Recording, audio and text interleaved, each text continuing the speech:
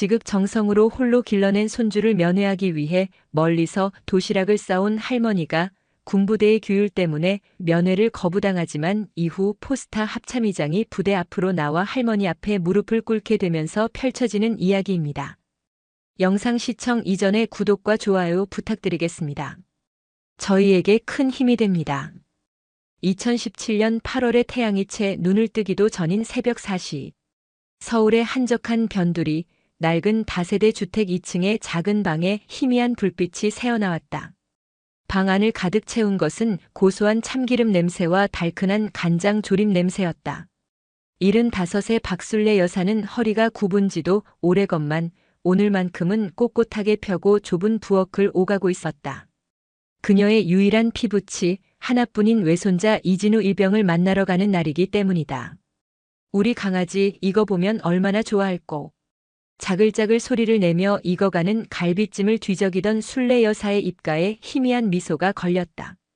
핏물을 빼고 갖은 양념에 정성껏 재워둔 갈비는 그녀가 쓸 수 있는 가장 큰 사치이자 가장 깊은 사랑의 표현이었다. 넉넉지 않은 살림에 한우갈비를 사는 것은 큰 부담이었지만 군대에서 고생할 손자를 생각하면 조금도 아깝지 않았다. 며칠 전부터 폐지를 주워 모은 쌈짓돈을 탈탈 털어 가장 좋은 부위로 끊어왔다. 갈비찜 옆에서는 오색 찬란한 잡채가 볶아지고 있었다. 시금치는 파릇하게 데쳐내고 당근은 곱게 채 썰어 볶고 목이버섯은 쫄깃하게 불려 간장 양념에 졸였다. 투명하게 삶아낸 당면을 이 모든 재료와 함께 버무리는 그녀의 손길은 더디지만 섬세했다.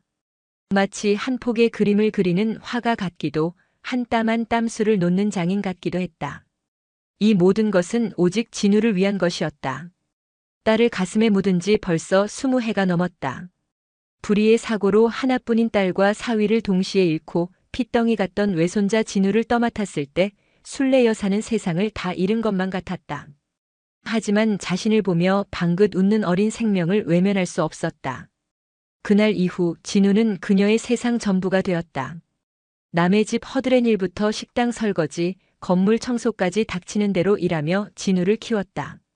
할머니라는 이름 뒤에 엄마와 아빠의 무게까지 짊어져야 했지만 진우가 웃는 모습을 보면 모든 시름이 눈 녹듯 사라졌다. 어느새 훌쩍 자라 청년이 된 진우가 입영 통지서를 받아들고 멋쩍게 웃던 날 술래 여사는 애써 눈물을 감추며 아들의 등을 두드려 주었다. 몸 건강히 다치지만 말고 오너라. 그 한마디를 내뱉기 위해 밤새 얼마나 많은 눈물을 삼켰는지 모른다. 진우가 배치된 곳은 강원도 화천의 7사단 칠성부대였다. 대한민국에서도 가장 춥고 험준하기로 소문난 최전방 부대. 전화기 너머로 들려오는 손자의 씩씩한 목소리에 안심하면서도 마음 한구석은 늘 시리고 아렸다. 그래서 더더욱 오늘의 면회를 손꼽아 기다려왔다. 음식 준비가 끝나자 술래 여사는 3단 찬압에 정성껏 담기 시작했다. 첫째 칸에는 윤기가 자르르 흐르는 갈비찜을 가득 채웠다. 둘째 칸에는 보기만 해도 군침이 도는 잡채를 소복하게 담고 마지막 칸에는 갓 부쳐낸 동그랑땡과 호박전 정갈하게 부친 계란말이를 나란히 눕혔다. 행여 식을까 싶어 찬압은 두꺼운 보자기로 몇 번이고 감쌌다.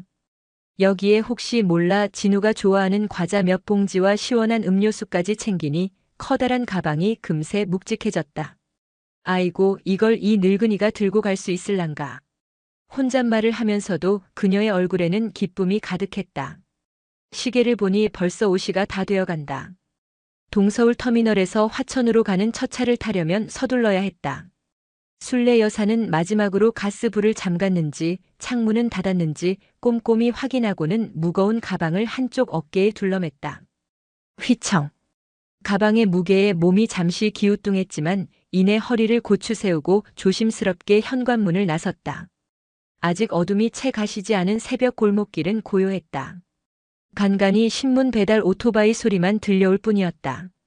술래 여사는 첫 차를 타기 위해 버스 정류장으로 향했다. 한 걸음 한 걸음 내디딜 때마다 무거운 가방이 어깨를 짓눌렀지만 마음만은 구름 위를 걷는 듯 가벼웠다. 곧 만나게 될 손자의 얼굴을 떠올리자 절로 힘이 솟았다. 동서울 터미널에 도착한 그녀는 화천행 버스표를 끊고 조용히 의자에 앉아 차를 기다렸다. 이른 시간임에도 터미널에는 군인 아들 혹은 남자친구를 만나러 가는 듯한 젊은 여성들이 종종 눈에 띄었다. 그들의 젊고 활기찬 모습에 순례 여사는 잠시 자신의 고단한 세월을 돌아보았다. 하지만 이내 고개를 저었다. 후회는 없었다. 진우는 그녀의 삶 그 자체였으니까. 화천 가시는 승객 여러분, 지금 출발합니다. 안내방송이 흘러나오자 순례 여사는 무거운 가방을 다시 들쳐 메고 버스에 올랐다. 창가 자리에 앉아 새벽빛이 서서히 번져오는 서울의 풍경을 바라보았다. 버스가 터미널을 빠져나가 고속도로에 접어들자 익숙한 도시의 풍경은 점점 멀어지고 낯선 산과 들이 눈앞에 펼쳐졌다. 서울에서 화천까지는 좋기 3시간이 넘게 걸리는 먼 길이었다. 버스는 굽이진 국도를 한참이나 더 달렸다. 차창 밖으로 스치는 푸른 산과 맑은 계곡의 풍경이 아름다웠지만 순례 여사의 눈에는 오직 칠성부대라는 이정표만 들어왔다. 우리 강아지 밥은 잘 먹고 잠은 잘 자고 있을까? 훈련받다 어디 다치진 않았을까? 온갖 생각들이 머릿속을 스쳐 지나갔다. 진우가 좋아하는 갈비찜을 한 점이라도 더 먹여야지. 힘들다는 말은 하지 않을 테니 얼굴이라도 잘 살펴서 어디 아픈 데는 없는지 봐야지. 할머니의 마음은 이미 부대 안으로 들어가 손자의 곁을 서성이고 있었다. 그렇게 한참을 달려 버스는 마침내 사창리라는 낯선 이름의 터미널에 멈춰섰다. 진우가 알려준 부대는 여기서도 택시를 타고 한참을 더 들어가야 했다. 순례 여사는 버스에서 내려 숨을 한번 고르고는 다시 무거운 가방을 들고 택시 승강장으로 향했다. 낯선 군사 도시의 공기가 그녀의 지친 어깨를 감쌌지만 목적지가 코앞이라는 생각에 그녀의 발걸음은 다시금 희망으로 가득 찼다. 사창리 터미널에서 택시를 타고 20여 분을 더 달렸을까? 길 양옆으로 늘어선 부대 철조망과 민간인 출입 통제 같은 살벌한 경고문들이 연이어 나타났다. 이윽고 택시는 육군 제7보병사단이라는 커다란 현판이 걸린 부대 정문 앞에 멈춰 섰다. 순례 여사의 심장이 세차게 뛰기 시작했다. 드디어 도착한 것이다. 할머니, 다 왔습니다. 택시 기사의 말에 순례 여사는 주섬주섬 지갑을 열어 차비를 계산하고 차에서 내렸다. 위병소 앞에는 각 잡힌 전투복을 입은 젊은 헌병 2명이 총을 맨 채 부동자세로 서 있었다. 그 위풍당당한 모습에 괜히 주눅이 들었지만 손자를 만날 생각에 용기를 냈다. 수고가 많으십니다. 나 저기 이진우 일병 할머니인데 면회 좀 하러 왔소. 순례 여사가 무거운 가방을 내려놓으며 힘겹게 말을 건넸다. 그녀의 행색과 손에 들린 보따리를 본 젊은 헌병은 부드러운 목소리로 응대했다. 아, 예. 어서 오십시오, 할머님. 신분증 좀 잠시 보여주시겠습니까? 오냐. 여기 있단다. 순례 여사는 가방 주머니에서 꼬깃꼬깃한 주민등록증을 꺼내 건넸다. 헌병은 신분증과 면회 신청서를 번갈아 확인하더니 잠시 난처한 표정을 지었다. 할머님, 잠시만요. 한 명의 헌병이 위병소 안으로 들어가 무언가 확인하는 듯 했다. 기다리는 시간이 영겁처럼 길게 느껴졌다. 뭐가 잘못됐나? 불안한 마음이 고개를 들기 시작할 때쯤 헌병이 다시 나와 정중하지만 단호한 목소리로 말했다. 할머님, 정말 죄송합니다만 면회가 어려울 것 같습니다. 아니, 그게 무슨 소린가? 내가 우리 손주 보러 이 먼 길을 왔는데. 순례 여사의 목소리가 가늘게 떨렸다. 청천벽력 같은 소리였다. 부대 규정상 면회는 직계 가족만 가능하도록 되어 있습니다. 부모님, 형제, 배우자 및 자녀까지입니다. 조부모님은 원칙적으로는 허용이 안 됩니다. 직계 가족? 내가 쟤를 낳은 딸 자식 대신 평생을 키웠어. 제 엄마 아빠가 나인데 내가 왜 직계가 아니란 말인가? 순례 여사는 순간 울컥했다. 서류에 적힌 조모라는 2글자가 그녀와 진우 사이에 넘을 수 없는 벽이라도 되는 듯 했다. 헌병은 더욱 곤란한 표정을 지으며 설명했다. 할머님 심정은 충분히 이해합니다만 저희도 규정이라 어쩔 수가 없습니다. 혹시 이진우 일병이 사전에 조모님 면회를 신청하고 지휘관 승인을 받은 것이 있습니까? 그런 게 있어야 하는가? 나는 그냥 손주 얼굴 보고 싶어서 입 밥 한 끼 먹이고 싶어서 온 것뿐인데. 찬압이 담긴 가방을 끌어안은 순례 여사의 눈시울이 붉어졌다. 그 순간 부대 안에서는 우렁찬 함성과 함께 수십 명의 병사가 뜀걸음을 하며 연병장을 지나가고 있었다. 혹시 저 속에 진우가 있을까 싶어 순례 여사는 목을 길게 빼보았지만 똑같은 전투복과 짧은 머리의 청년들 속에서 손자의 얼굴을 찾는 것은 불가능했다. 바로 그때 연병장 한쪽에서 훈련 준비를 하던 이진우 일병은 정문 쪽의 소란을 어렴풋이 느꼈다. 왠지 모르게 마음이 불안했다. 설마 할머니가 오셨을까? 지난 통화에서 주말에 맛있는 거 싸들고 한번 갈까라고 하시던 말씀이 떠올랐다. 하지만 설마 이 먼 곳까지 정말 오셨으리라고는 생각지 못했다. 진우는 선임의 눈치를 살피며 정문 쪽을 힐끔거렸지만 보이는 것은 아무것도 없었다. 할머님 정말 죄송합니다. 돌아가셔야 할 것 같습니다. 헌병의 목소리는 차가운 비수처럼 순례 여사의 가슴에 박혔다. 돌아가라니. 새벽부터 뜬 눈으로 밤을 새우고 3시간 넘게 버스를 타고 무거운 짐을 이고 지고 이곳까지 왔는데 이 철문 하나를 넘지 못하고 발길을 돌려야 한단 말인가. 아가 한 번만이라도 좋으니 우리 손주 얼굴만이라도 보게 해주게. 이 도시락만이라도 좀 전해주면 안 되겠나? 아침부터 정성껏 싼 건데. 식으면 맛이 없어져. 애원하는 순례 여사의 목소리에는 눈물이 섞여 있었다. 젊은 헌병의 마음도 편치 않았다. 자신의 할머니가 떠올랐기 때문이다. 하지만 규정은 규정이었다. 사사로운 감정으로 군의 원칙을 어길 수는 없었다. 더군다나 최전방 부대의 군기는 더욱 엄격했다. 할머님, 부대 내로 외부 음식물 반입도 금지되어 있습니다. 정말 죄송합니다. 마지막 희망마저 끊어지자 순례 여사는 그 자리에 주저앉을 뻔했다.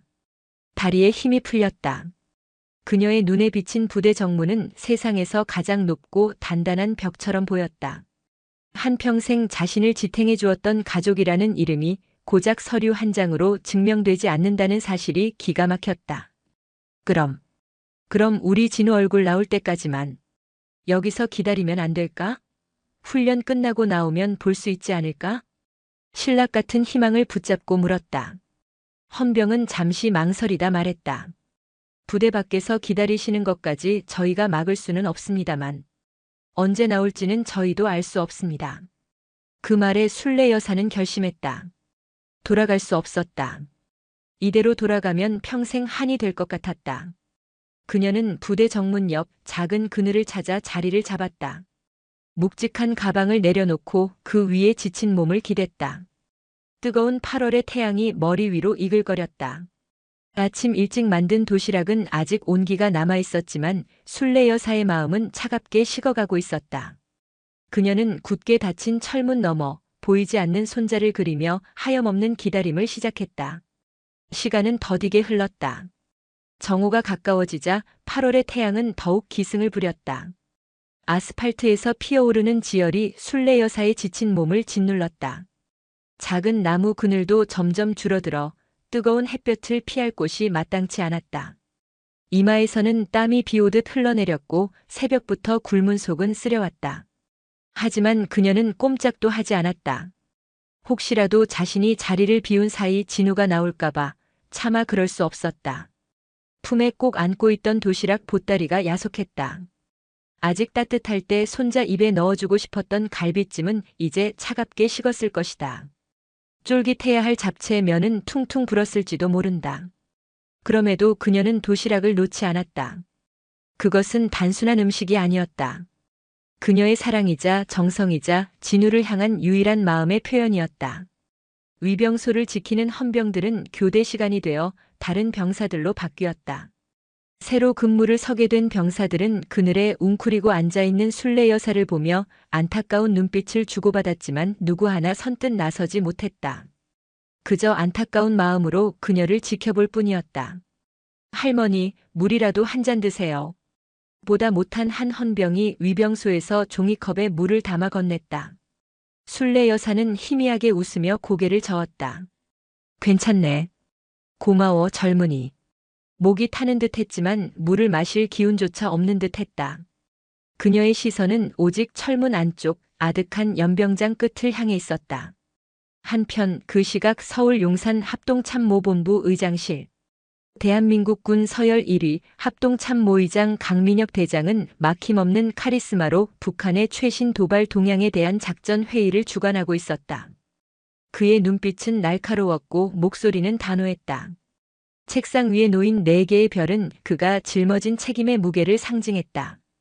6.25 전쟁 직후 폐허 속에서 태어나 가난과 배고픔을 이겨내고 오직 자신의 능력 하나로 최고의 자리에 오른 입지전적인 인물이었다. 그에게 군은 곧 국가였고 규율과 원칙은 신념 그 자체였다. 회의를 마친 강 의장은 잠시 숨을 돌리며 부관이 건네주는 일일 동향 보고서를 훑어보았다.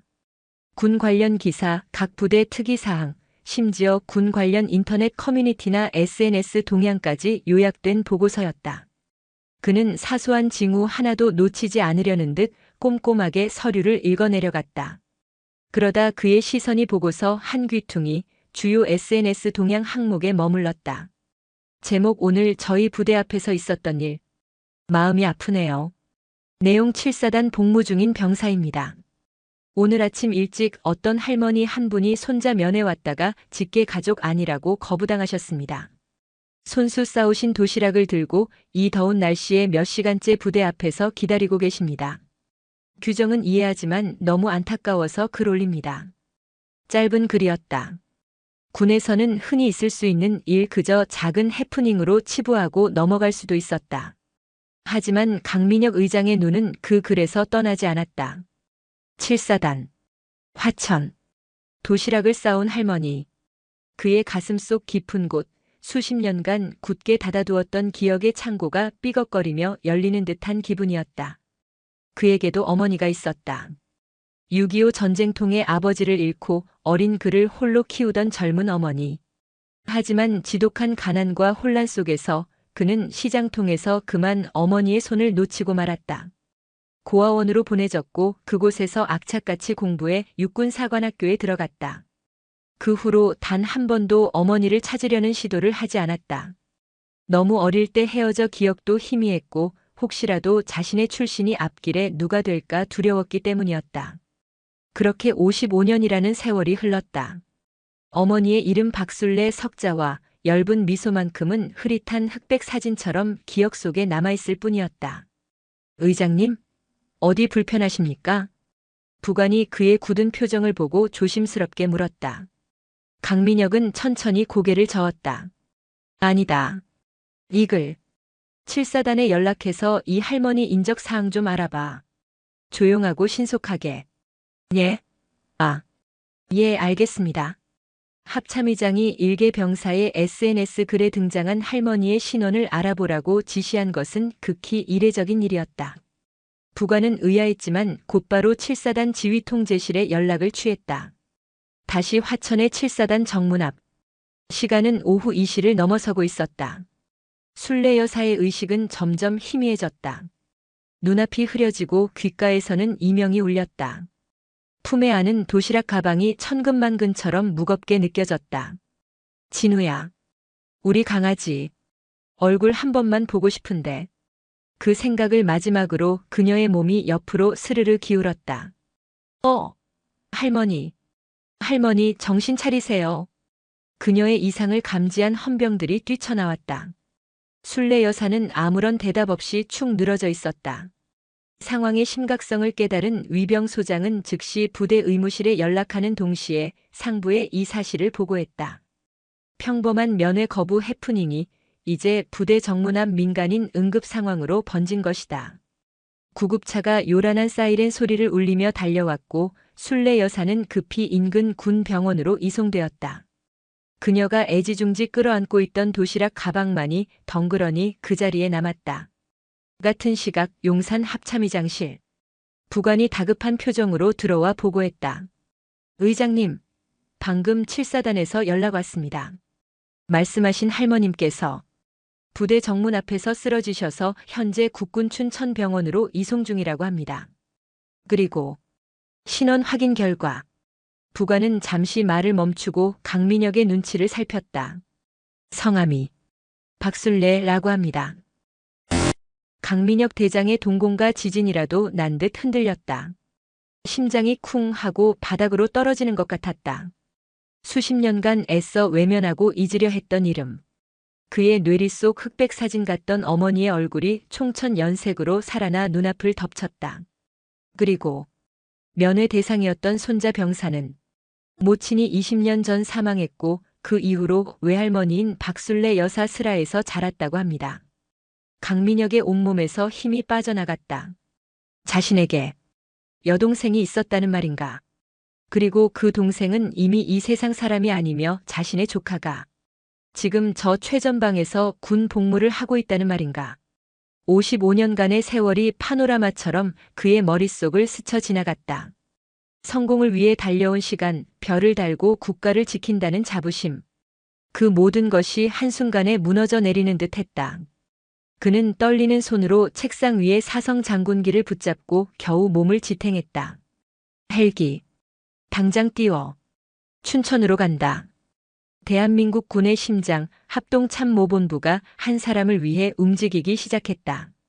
그러나 그 이유는 국가 안보가 아닌 55년 만에 되찾을지도 모를 어머니라는 이름 때문이었다. 의장님, 헬기 준비 완료되었습니다. 부관의 다급한 보고가 합동참모의장실의 정적을 깨뜨렸다. 방금 전까지 서슬 퍼런 카리스마로 작전 회의를 주재하던 강민혁 대장의 모습은 온데간데 없었다. 그의 얼굴은 감정을 읽을 수 없는 석고상처럼 굳어 있었지만 책상을 짚은 손은 미세하게 떨리고 있었다. 박순례. 그 이름 석자가 55년간 굳게 닫아두었던 그의 심장을 통째로 흔들고 있었다. 합참의장의 갑작스러운 춘천행 명령에 의장실과 비서실은 발칵 뒤집혔다. 예정에 없던 이동, 그것도 군 최고 수뇌부의 움직임은 단순한 외출이 아니었다. 경호, 통신, 의전, 각 부대와의 연계까지 모든 것이 일사불란하게 움직여야 하는 거대한 작전이었다. 부관들과 참모들은 영문도 모른 채 그의 명령을 이행하기 위해 분주하게 움직였다. 전화벨이 쉴 새 없이 울리고 암호화된 무전이 오갔다. 그 혼돈의 중심에서 강민혁은 겉으로는 미동도 없이 서 있었지만 그의 내면은 거친 폭풍우가 몰아치고 있었다. 어머니, 살아계셨구나. 내 어머니가. 기억 저편 흑백 필름처럼 끊어지던 영상이 눈앞에 재생되기 시작했다. 피난민으로 가득했던 부산의 자갈치 시장. 수많은 인파 속에서 잡고 있던 어머니의 손을 놓쳤던 순간의 아찔함. 엄마! 하고 목 놓아 불렀지만 그 목소리는 시장의 소음에 묻혀버렸다. 자신을 돌아보던 어머니의 절박한 얼굴, 그것이 마지막 기억이었다. 고아원에서 그는 강민혁이라는 새 이름을 얻고 과거를 지워야만 살 수 있었다. 살아남기 위해, 성공하기 위해 그는 어머니를, 자신의 뿌리를 가슴속 가장 깊은 곳에 묻어버렸다. 어쩌면 외면했다는 표현이 더 정확할 것이다.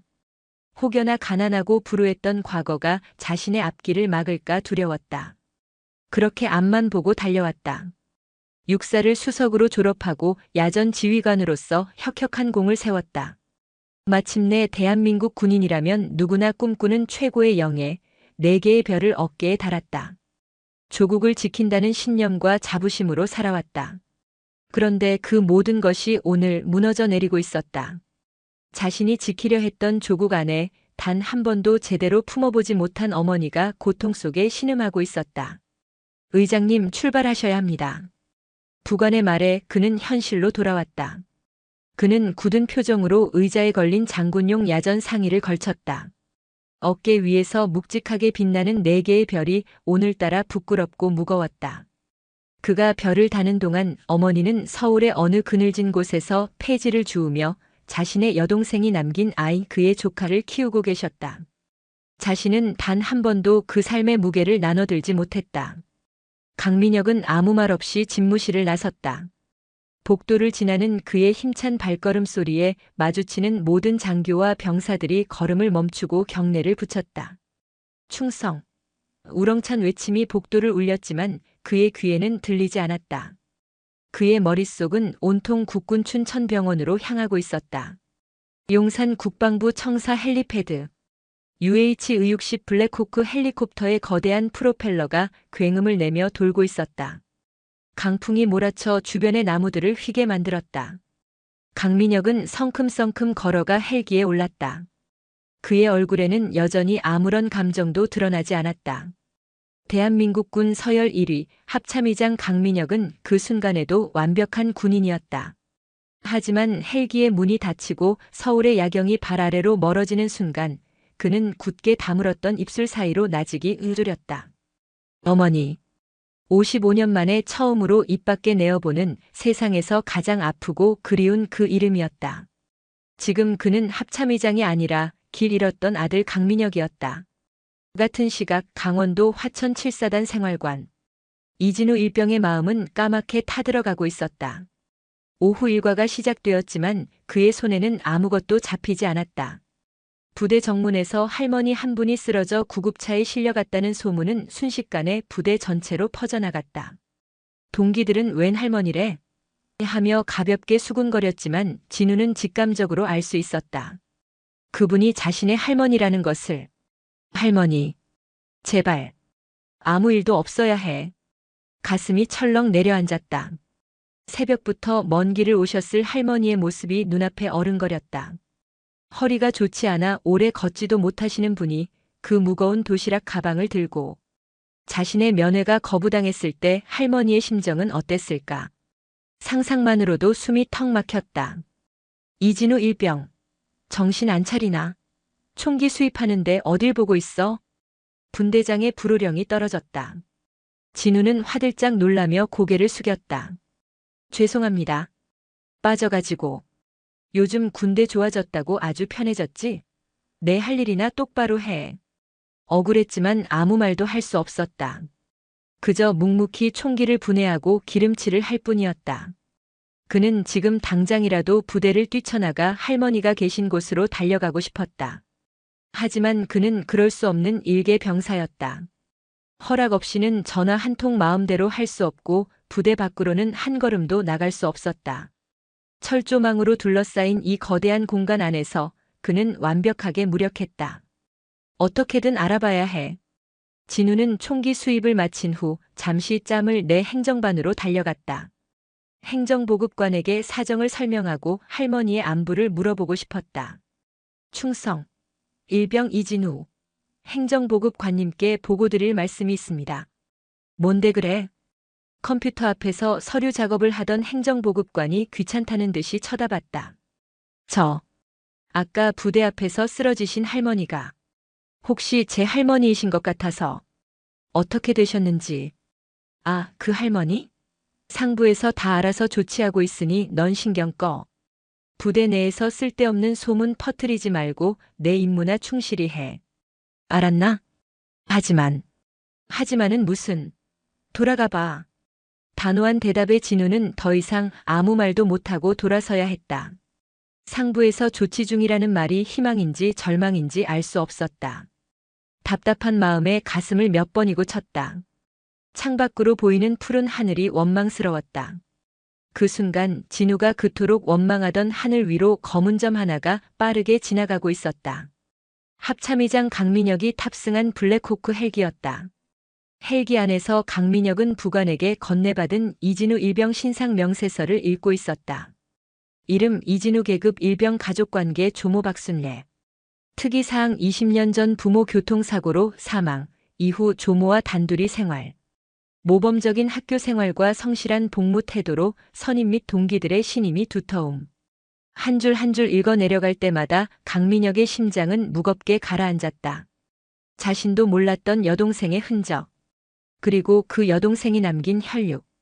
그 아이가 바로 저 아래 자신이 평생을 바쳐 지켜온 이 땅의 어느 부대에서 나라를 지키고 있었다.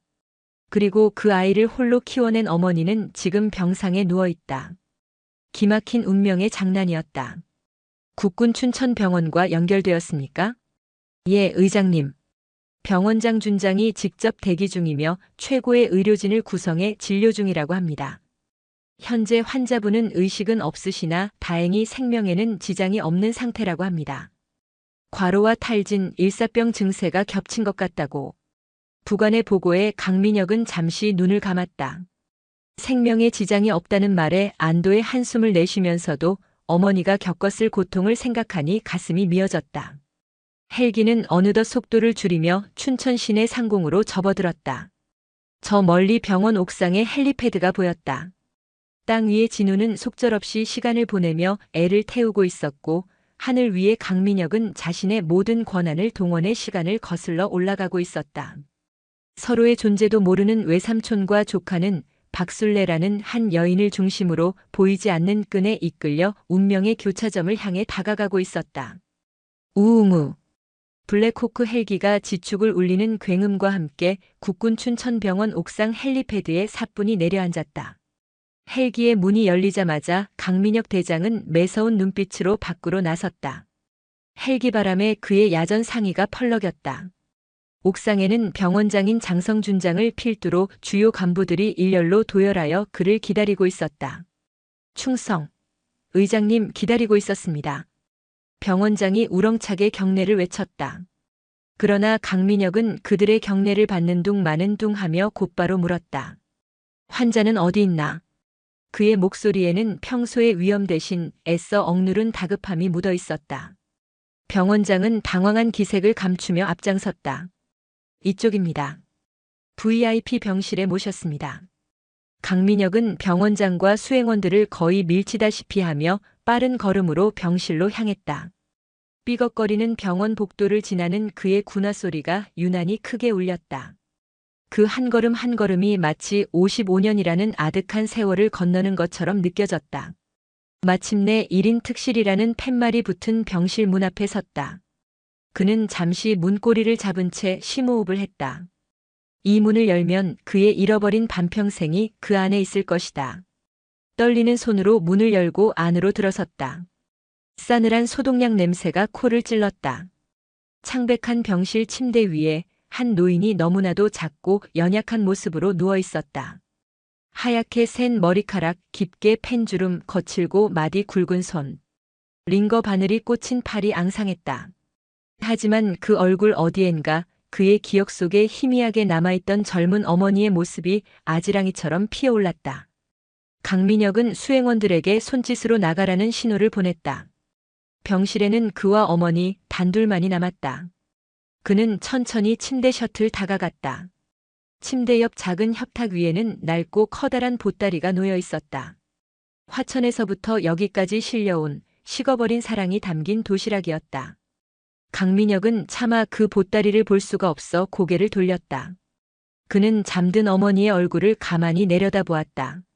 얼마나 많은 세월의 풍파를 온몸으로 맞으셨을까? 자신을 잃어버리고 얼마나 많은 눈물을 흘리셨을까? 자신은 별을 다는 동안 어머니는 이 땅의 가장 낮은 곳에서 가장 힘겨운 삶을 살아오셨다.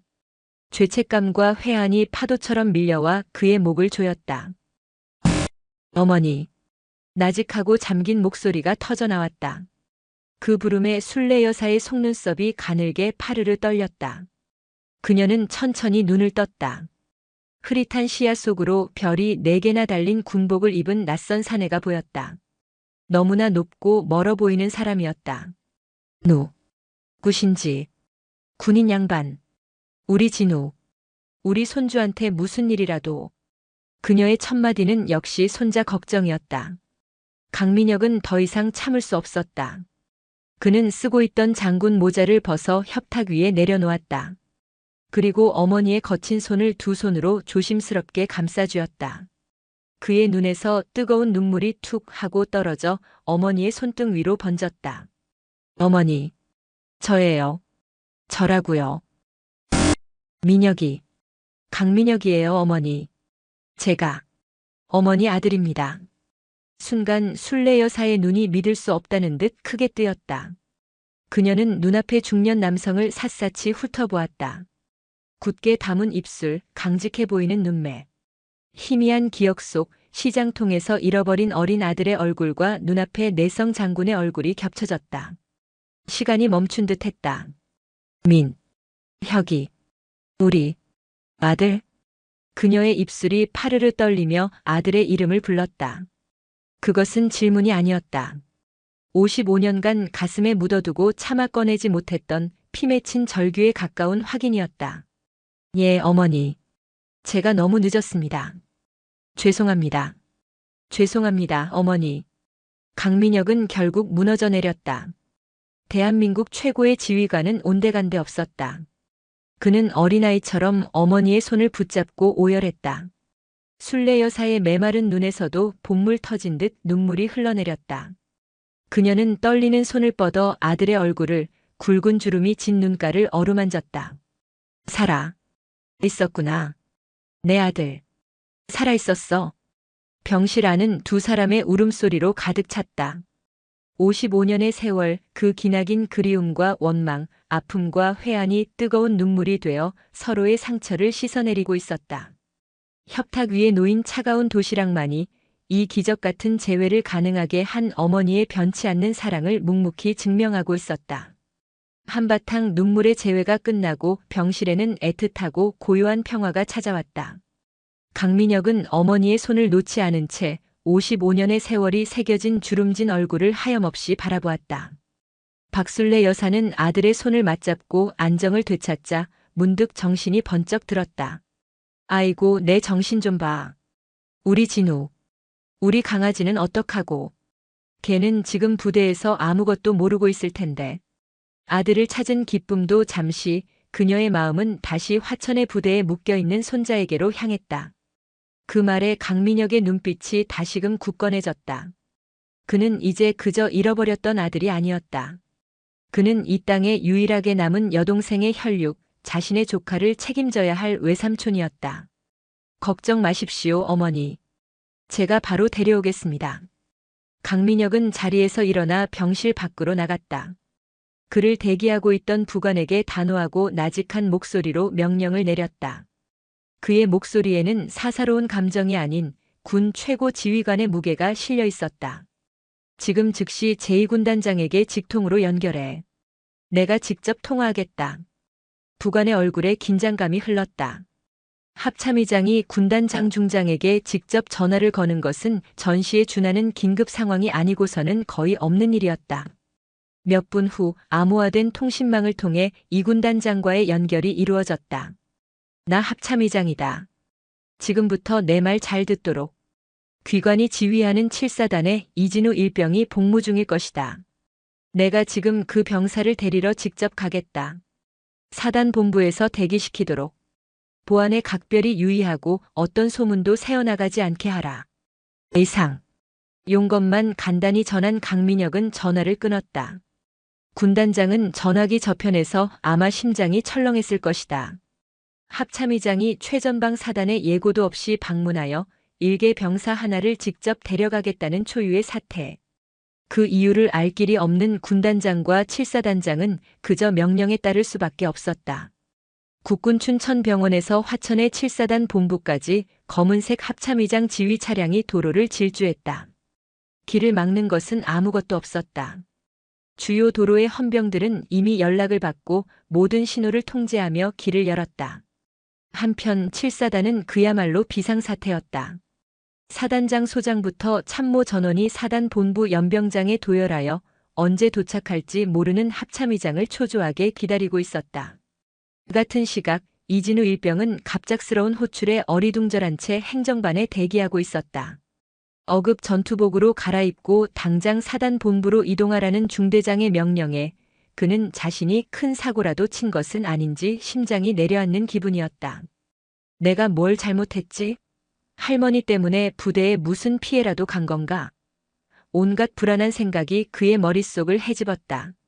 사단 본부 사단장실에 도착했을 때 진우는 눈앞의 광경을 믿을 수 없었다.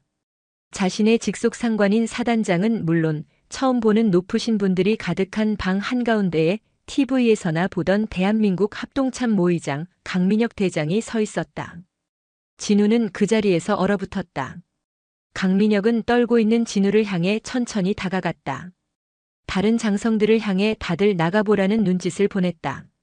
순식간에 방에는 단둘만이 남았다. 강민혁은 조카의 얼굴을 자세히 들여다보았다. 낯설지만 그 안에 자신의 핏줄, 잃어버린 여동생의 얼굴이 겹쳐 보였다. 그는 애써 목이 메는 것을 참고 지금껏 내본 적 없는 부드러운 목소리로 말했다. 이 일병. 많이 놀랐나? 충성. 일병 이진우. 아닙니다. 긴장 풀게. 내가 자네 외삼촌이다. 예? 진우는 자신의 귀를 의심했다. 외삼촌. 태어나서 한 번도 들어본 적 없는 단어였다. 눈앞의 사성 장군이 자신의 외삼촌이라니. 혼란스러운 진우의 표정을 보며 강민혁은 조용히 말을 이었다. 자세한 이야기는 가면서 하지. 자네 할머니, 아니 우리 어머니께서 널 기다리고 계신다. 강민혁은 직접 지휘 차량의 뒷문을 열어 진우를 태웠다. 춘천으로 돌아오는 차 안에서 그는 55년 전의 이야기부터 오늘 있었던 일까지 모든 것을 담담하게 설명해 주었다. 전쟁통에 어머니를 잃어버렸던 일, 자신에게 여동생이 있었다는 사실조차 몰랐던 일, 그리고 오늘 아침 SNS 글 하나로 모든 것을 알게 된 기적 같은 이야기까지. 진우는 마치 꿈을 꾸는 것처럼 믿을 수 없는 이야기를 들으며 창밖만 바라보았다. 그의 뺨 위로 뜨거운 눈물이 흐르고 있었다. 병원에 도착한 진우는 한달음에 병실로 뛰어들어갔다. 문을 열자 침대에 반쯤 몸을 일으켜 앉아있는 할머니의 모습이 보였다. 할머니. 오냐, 우리 강아지. 진우야. 진우는 할머니에게 달려가 와락 껴안았다. 무사한 할머니의 모습에 안도의 눈물이 터져나왔다. 할머니 역시 손자의 등을 토닥이며 눈물을 글썽였다. 그 모습을 강민혁 대장은 한 걸음 뒤에서 따뜻하고도 아픈 시선으로 바라보고 있었다. 진우는 할머니를 부축해 일으킨 뒤 강민혁을 향해 깍듯하게 경례를 붙였다. 외삼촌님. 감사합니다. 됐다. 이제 군인이 아니라 가족으로 대하거라. 강민혁이 부드럽게 웃으며 말했다. 그렇게 세 사람은 처음으로 한자리에 모였다. 할머니 박순례, 아들이자 외삼촌인 강민혁, 손자 이진우. 55년의 단절을 넘어 비로소 완성된 기적 같은 가족의 모습이었다. 한참 동안 서로를 바라보며 말을 잇지 못하던 침묵을 깬 것은 순례 여사였다. 밥 먹어야지.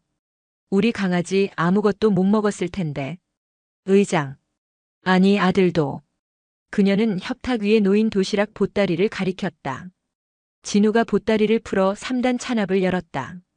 새벽의 온기는 사라진 지 오래였다. 갈비찜의 기름은 하얗게 굳어 있었고 잡채는 서로 엉겨붙어 덩어리가 되어 있었다. 하지만 그 누구도 개의치 않았다. 강민혁은 자신의 집무실에서도 사용하지 않던 최고급 식기가 아닌 플라스틱 찬압 뚜껑을 접시 삼아 차갑게 식은 갈비를 덜었다. 진우도 그 옆에서 젓가락으로 굳은 잡채를 집어 입으로 가져갔다. 맛있다. 할머니, 진짜 맛있어요. 진우의 말은 진심이었다. 세상 그 어떤 진수성찬보다 맛있는 음식이었다. 강민혁도 묵묵히 차가운 갈비를 씹었다. 55년 만에 맛보는 어머니의 밥이었다. 비록 따뜻하지는 않았지만 그 안에 담긴 사랑의 온기는 그의 가슴을 뜨겁게 데우기에 충분했다. 세 사람은 그렇게 말없이 세상에서 가장 특별한 식사를 함께했다. 식사가 끝나고 그들은 못다한 이야기를 나누기 시작했다. 순례 여사는 아들을 잃고 딸마저 먼저 보낸 뒤 진우를 키우며 살아온 고된 세월을 담담히 이야기했다. 진우는 할머니의 사랑 속에서 자라온 자신의 어린 시절과 학교 생활, 군 생활에 대해 이야기했다. 그리고 강민혁은 처음으로 가족 앞에서 자신의 속내를 털어놓았다. 고아원에서 보낸 외로운 유년 시절, 성공을 향해 달려오며 느꼈던 고독감, 그리고 마음 한구석에 늘 품고 있던 어머니에 대한 그리움과 죄책감을. 세 사람의 이야기는 때로는 눈물로, 때로는 희미한 미소로 병실을 채웠다. 각자의 삶은 고되고 외로웠지만 그 뿌리가 하나로 연결되어 있음을 확인하는 시간이었다. 서로의 상처를 보듬고 잃어버렸던 시간을 메워나가며 그들은 서서히 하나의 가족이 되어가고 있었다. 기적 같은 가족 상봉의 감동이 채 가시기도 전에 거대한 폭풍이 몰려오기 시작했다. 다음 날 아침 대한민국의 모든 신문과 방송, 인터넷은 합참의장의 이야기로 도배되었다. 단독 합참의장, 군 헬기 사적 유용 논란. 최전방 부대 방문에 병사 빼내. 비판 사성 장군의 황제 면회, 군 기강 회의 심각. 의혹 숨겨진 가족사? 대한민국 군 최고 수뇌부의 도덕성 문제. 사건의 전말이 언론에 유출된 것이다. 누군가 의도적으로 흘린 것이 분명했다. 내용은 자극적으로 왜곡되어 있었다. 합참의장이 개인적인 용무를 위해 군 통수 체계를 무시하고 군 자산을 사적으로 이용했으며 자신의 지위를 이용해 일개 병사에게 특혜를 주었다는 것이 요지였다. 여론은 순식간에 들끓었다. 야당은 즉각 국방위원회 소집을 요구하며 총공세에 나섰고 청와대와 국방부는 당혹감을 감추지 못했다. 강민혁은 국방부 장관의 긴급 호출을 받고 국방부로 향했다. 장관실의 공기는 얼음장처럼 차가웠다. 강 의장, 어떻게 된 일입니까? 왜 사전 보고 한마디 없었소? 송구스럽습니다. 경황이 없었습니다. 경황이 없었다.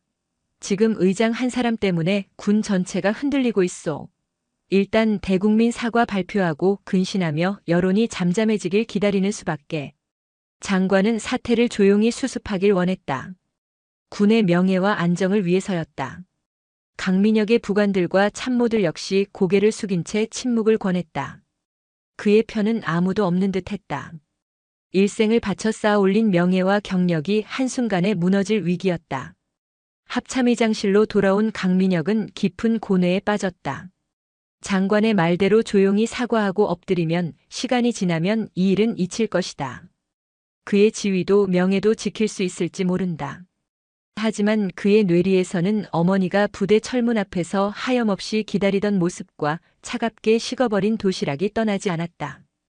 이것이 과연 나 한 사람만의 문제인가?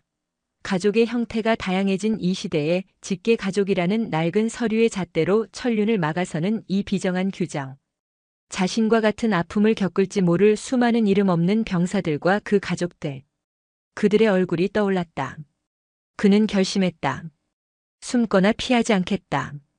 정면으로 부딪히겠다. 이것은 자신의 숙명이며 자신이 짊어져야 할 마지막 임무였다. 강민혁은 공보실장을 호출했다. 내일 오전 10시 국방부 브리핑룸에서 긴급 기자회견을 열겠다. 내가 직접 입장을 발표할 것이다. 공보실장의 얼굴이 하얗게 질렸다. 의장님, 제발 재고해 주십시오. 지금은 불에 기름을 붓는 격입니다. 모든 참모가 그의 결정을 만류했다. 하지만 강민혁의 결심은 확고했다. 이것은 그의 명예를 지키기 위한 싸움이 아니었다. 55년 만에 찾은 어머니와 조카 그리고 가족이라는 이름의 가치를 지키기 위한 한 장군의 마지막 결단이었다. 다음 날 오전 10시 국방부 기자회견장은 수백 명의 취재진으로 발 디딜 틈이 없었다. 대한민국 전체의 이목이 이곳으로 집중되었다. 수많은 카메라 플래시가 터지는 가운데 강민혁 대장이 그의 모든 계급장과 훈장을 단 정복 차림으로 연단에 섰다. 그는 준비된 원고 없이 침착하지만 단호한 목소리로 입을 열었다. 저는 오늘 합참의장으로서가 아니라 한 명의 아들이자 한 명의 외삼촌으로서 이 자리에 섰습니다. 장내는 순간 조용해졌다. 그는 자신의 출생부터 시작했다. 6.25 전쟁 직후 시장에서 어머니의 손을 놓친 이야기, 고아원에서 자라며 성공만을 위해 달려온 이야기, 그리고 55년 만에 기적적으로 어머니와 재회하게 된 과정을 한치의 거짓도 없이 털어놓았다. 제가 군 헬기를 이용하고 지휘 체계를 통해 조카를 부른 것은 사실입니다. 그 어떤 비판도 달게 받겠습니다. 하지만 저는 묻고 싶습니다. 어머니가 아들을, 손자가 할머니를 만나는 것이 과연 사적 유용이고 특혜입니까? 서류상 직계 가족이 아니라는 이유로 평생을 바쳐 손주를 키운 할머니의 면회를 거부하는 규정이 과연 이 시대에 온당한 것입니까? 그의 목소리는 떨림없이 회견장을 울렸다. 군이 지켜야 할 것은 영토와 국민만이 아닙니다. 군을 이루는 우리 장병들의 마음과 그 가족의 행복 또한 군이 지켜야 할 가치입니다. 만약 저의 행동이 규정을 어긴 것이라면 저는 기꺼이 이 4개의 별을 내려놓겠습니다. 하지만 부디 이번 일을 계기로 혈연과 서류를 넘어선 진정한 가족의 의미에 대해 우리 사회가 함께 고민해 주시길 바랍니다. 그가 연설을 마치자 기자들 사이에서 질문이 쏟아지려는 찰나 회견장 한쪽 문이 열렸다. 그리고 진우의 부축을 받은 박술래 여사가 천천히 걸어 들어왔다. 모든 카메라가 일제히 그녀에게로 향했다. 순례 여사는 연단 옆에 서서 마이크를 잡았다. 가늘게 떨리는 목소리였지만 그 안에는 강한 힘이 실려 있었다. 이 자리에 계신 높으신 분들, 기자 양반들. 내 아들은 아무 잘못 없소. 55년 만에 잃어버린 어미를 찾고 어미가 애타게 찾는 손주를 데려온 것이 무슨 죄가 된단 말이오. 나라에 법이 있는 것은 알지만 부모 자식 간의 정보다 더 큰 법이 어디 있겠소. 벌을 주시려거든 아들 대신 이 늙은 어미에게 주시오. 한평생 고생만 한 늙은 어머니의 진심 어린 호소. 그 순간 회견장의 분위기는 완전히 바뀌었다. 권력 남용 스캔들은 한순간에 현대판 이산 가족 상봉기가 되었다. 기자들은 더 이상 날 선 질문을 던지지 못했다. 그들의 눈시울도 붉게 물들고 있었다. 이 기자회견은 전 국민의 심금을 울렸다. 강민혁 의장을 향했던 비난 여론은 동정과 지지로 바뀌었다. 결국 그날 오후 대통령까지 직접 나서서 강민혁 의장의 행동은 처벌의 대상이 아닌 우리 사회가 되새겨야 할 귀감이라면 전군의 장병, 복지 및 면회 규정을 전면 재검토하여 사람이 먼저인 따뜻한 병영을 만들겠다고 발표했다. 강민혁에 대한 모든 징계 논의는 없던 일이 되었다. 3개월 후 가을 햇살이 따사로운 어느 주말. 화천 7사단 연병장에서는 전례 없는 행사가 열리고 있었다. 이름하여 가족 없는 병사들을 위한 따뜻한 면회의 날. 직계 가족이 아니더라도 자신을 아끼고 사랑해주는 은사님, 보육원 선생님, 친구, 이웃 등 소중한 인연이라면 누구든 초대할 수 있는 특별 면회였다.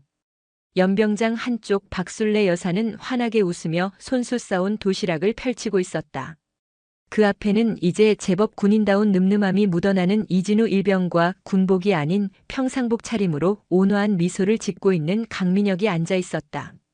3사람은 진짜 가족이 되어 있었다. 그들의 주변으로 수많은 병사들이 저마다의 가족과 함께 웃음꽃을 피우고 있었다. 한 장군의 용기 있는 결단과 한 어머니의 지극한 사랑이 만들어낸 작지만 위대한 변화의 풍경이었다. 강민혁은 어머니와 조카의 어깨를 감싸 안으며 따스한 가을 하늘을 바라보았다. 그의 어깨 위에는 이제 4개의 별보다 더 무겁고 찬란한 가족이라는 이름의 훈장이 빛나고 있었다.